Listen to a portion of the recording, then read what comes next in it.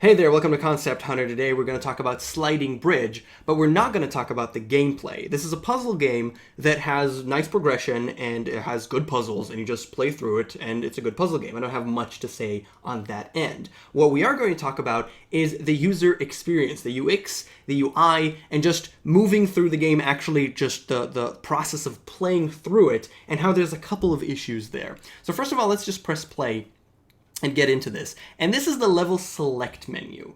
Now, note that everything that I'm going to say needs to take into account that I'm playing this on PC, but it's actually sort of more inclined and more for phones. It's actually out on Android. So I understand that a lot of these things work a little bit better or are more traditional on a phone, but I'm still playing on PC, and there's still things that you could do a lot better. For instance, there's like 3 levels here. You have tens and tens of levels. I don't know how much, 20, 30.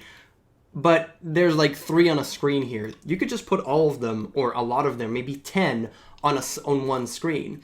And on top of that, I don't know what numbers I am on right now.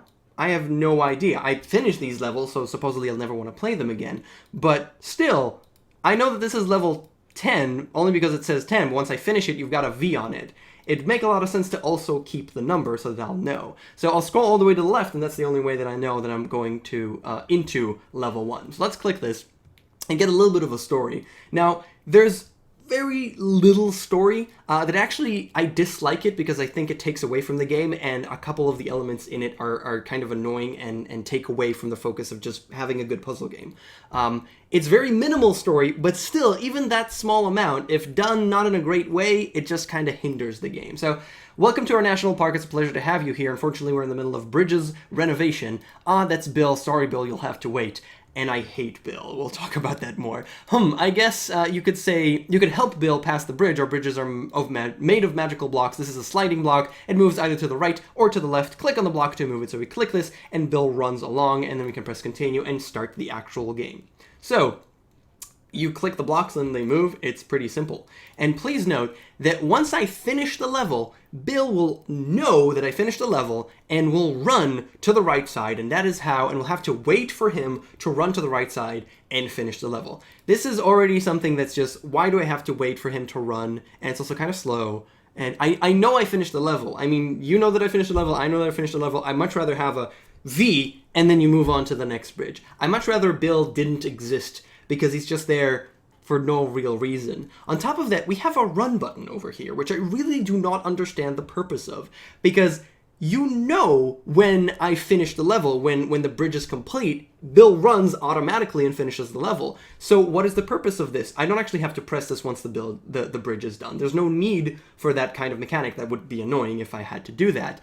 And if the bridge isn't done, this doesn't do anything other than show me a little bit of an animation of Bill getting stuck in something, disappearing, and reappearing on the left side. I just don't see the purpose of this button. Now, on top of that, if we're already on the subject of the top buttons here, there are 2 things that I wish were... There's one thing that doesn't need to be here, and another thing that I wish was there. One thing that I wish was there is an undo button.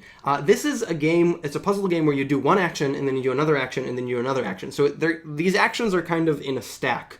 And having an undo, a basic undo, that even goes all the way back to the beginning of the level would be really useful.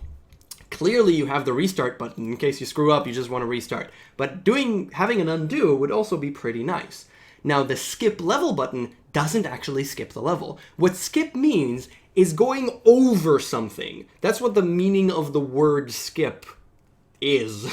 It's passing over something without completing it in this instance. So if you have skip level, let's say this level is too difficult for me, so I don't know how to finish it. I want to skip it. That's actually impossible. This isn't a skip level button. This is a move to the next level button if you've unlocked it. And the only way to unlock the next level is to finish the current level. So it's not actually a skip level button, it's just a move to the next one. And it's pretty useless for the majority of the game, unless you go back to play previous levels, which is what I'm kind of doing right now. But still, it's a little odd. I don't understand the reason for it. Now, in terms of the gameplay itself, again, it's nice. I don't want to talk about it too much. I guess we can progress forward 2 levels. I want to show you that every sometime there's a little bit of progression, which is totally fine. Not all blocks are willing to move by themselves. These stubborn blocks, so you click anywhere, and the game moves forward. And now there's blocks that are immovable. I can't move them. I have to you know, move only the thing that's below them, and it'll move the entire column. That's perfectly fine, and we could skip this level as well, and then we get a little bit of pushing blocks, so we could actually click this and it'll move. We could retry it, so we could learn that now these things actually do move the block that's next to it. There's progression in the game, which is perfectly fine.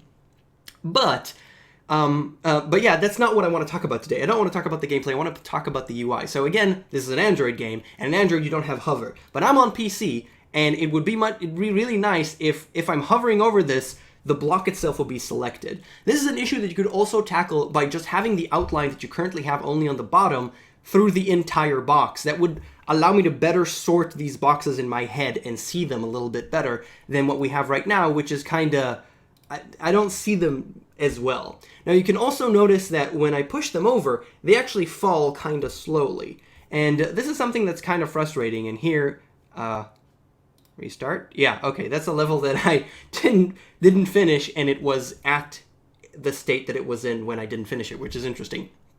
But if I click these, you can see that they're going, I know exactly what's going to happen when I click this one. It's going to move to the right and then fall twice, right? So I wish that was a lot faster. I wish that this action would just happen a lot faster. Now I know you have a grid and you're very carefully going step by step and understanding what does a block need to do right now.